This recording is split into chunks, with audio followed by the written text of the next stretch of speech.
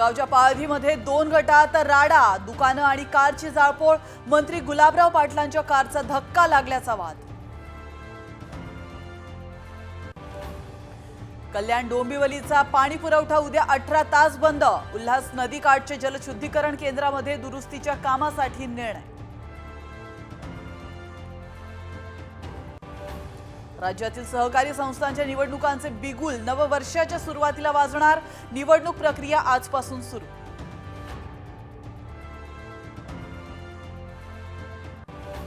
आजपासून केस कापणं, दाढी करणं महागलं, सध्याच्या दरात किमान 20 ते 30% वाढ।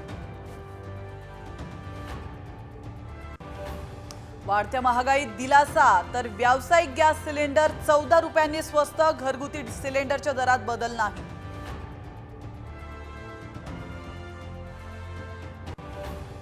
नव्या वर्षात मुंबईकरांना करवाढीचा फटका, मालमत्ता, कचरा निर्मूलन कर वाढणार, पाणी, बेस्ट प्रवासही महागण्याची शक्यता। एसटी महामंडळात 2000 कोटींचा घोटाळा, भाड्यात तत्वावर बस घेण्याच्या निर्णयाला मुख्यमंत्र्यांची स्थगिती, साम टीव्हीला सूत्रांची माहिती।